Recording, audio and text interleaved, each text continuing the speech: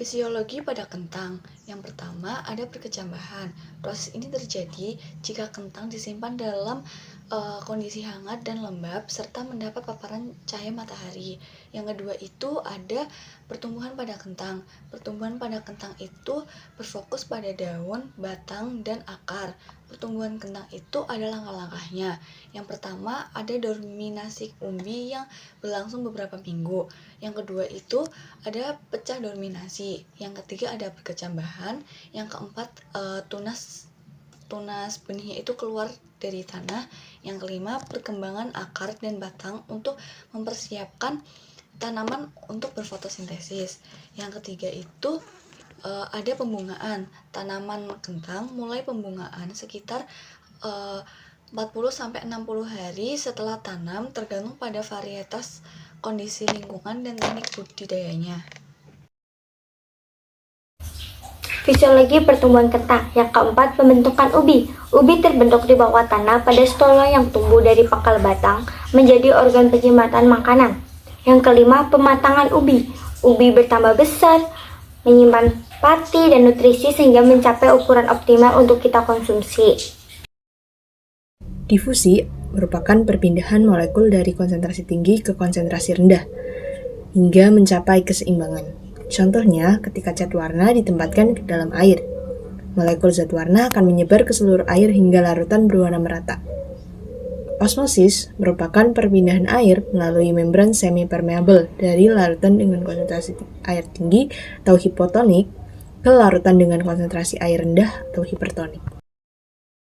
Proses difusi pada kentang. Proses difusi pada kentang terjadi ketika molekul udara atau sel terlarut bergerak melintasi membran sel kentang dari area dengan konsentrasi tinggi ke area dengan konsentrasi rendah.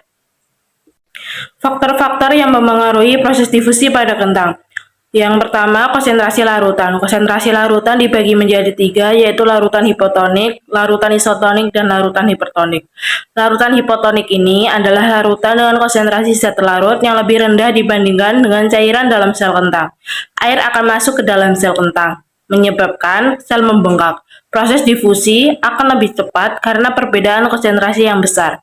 Larutan isotonik. Larutan dengan konsentrasi zat larut yang sama dengan cairan dalam sel kentang. Tidak ada perbedaan konsentrasi sehingga tidak ada perpindahan air yang signifikan masuk atau keluar dari sel. Difusi tetap terjadi, tetapi pada tingkat yang lebih lambat. Yang terakhir, larutan hipertonik. Larutan dengan konsentrasi zat larut lebih tinggi daripada cairan dalam sel kentang. Air akan keluar dari sel kentang menyebabkan sel mengkerut. Difusi dalam kondisi ini mungkin lebih lambat karena cenderung meninggalkan sel. Faktor yang kedua yaitu suhu. Suhu yang lebih tinggi dapat meningkatkan kecepatan difusi karena molekul bergerak lebih cepat pada suhu tinggi. Sebaliknya, pada suhu rendah, gerakan molekul melambat sehingga difusi berlangsung lebih lambat. Faktor yang ketiga yaitu luas permukaan. Semakin besar luas permukaan sel kentang yang terpapar larutan, semakin cepat proses difusi terjadi. Luas permukaan yang lebih besar memungkinkan lebih banyak molekul untuk bergerak masuk atau keluar dari sel dalam waktu yang sama. Faktor yang keempat yaitu jarak. Jarak yang lebih pendek antara molekul atau sel yang terlibat dalam proses difusi akan mempercepat proses tersebut. Jika sel kentang berada lebih dekat dengan larutan atau jika jarak antara molekul di dalam sel lebih pendek, difusi dapat terjadi lebih cepat. Faktor yang kelima yaitu ketebalan membran sel. Membran sel yang lebih tipis memungkinkan difusi lebih cepat karena molekul lebih mudah melewati membran tersebut. Sebaliknya, membran yang lebih tebal akan memperlambat difusi karena molekul harus menempuh jarak yang lebih panjang untuk melewati membran. Faktor yang terakhir yaitu ukuran molekul. Molekul yang lebih kecil dapat berdifusi lebih cepat melalui membran sel dibandingkan dengan molekul yang lebih besar. Molekul kecil memerlukan energi yang lebih sedikit untuk bergerak melalui membran, sedangkan molekul besar mungkin terhalang dan lebih melambat dalam proses difusi. Contoh penerapan osmosis pada kentang. Jika kentang direndam dalam larutan garam, maka udara akan keluar dari kentang ke dalam larutan garam. Hal ini disebabkan oleh konsentrasi garam di luar kentang lebih tinggi daripada di dalam kentang. Akibatnya, kentang akan menjadi layu karena kehilangan udara. Jadi, udara keluar dari dalam sel keluar sel untuk mencoba menyamakan konsentrasi larutan di kedua sisi membran sel. Dan ketika udara keluar dari sel, tekanan turgor akan berkurang. Akibatnya, kentang menjadi layu dan terasa lebih keras karena kehilangan udara. Dalam larutan hipotonik, konsentrasi air di luar sel kentang lebih tinggi dibandingkan di dalam sel. Osmosis terjadi di mana air bergerak masuk ke dalam sel kentang melalui membran semipermeabel untuk menyeimbangkan konsentrasi zat terlarut. Osmosis dapat digunakan untuk rehidrasi kentang yang dikeringkan atau disebut juga dengan dehidrasi, dengan merendamnya di dalam air. Osmosis juga diterapkan dalam industri makanan untuk proses pengawetan atau pengolahan di mana garam sering digunakan untuk mengeluarkan air dari bahan makanan seperti kentang untuk mencegah pembusukan. Hubungan fotosintesis, difusi, dan osmosis.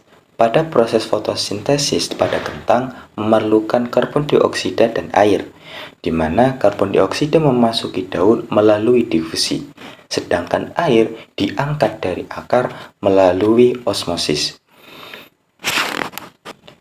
Osmosis juga memiliki peran untuk mengatur kadar air dan mendistribusi glukosa yang dihasilkan dari fotosintesis ke seluruh tanaman. Kesimpulannya adalah bahwa difusi dan osmosis dapat berpengaruh pada kentang, di mana osmosis dapat berpengaruh pada tekstur dan turgiditas sel kentang sendiri. Dalam larutan hipertonik, kentang akan kehilangan air dan menjadi layu, sedangkan dalam larutan hipotonik, kentang akan menjadi lebih keras dan turgid.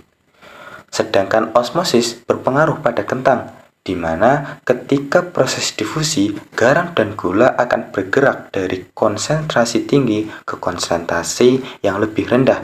Hal ini dapat mempengaruhi rasa dan kualitas kentang saat diolah. Jadi kesimpulannya adalah bahwa proses difusi dan osmosis pada kentang akan mempengaruhi sel-sel kentang dan tekstur kentang.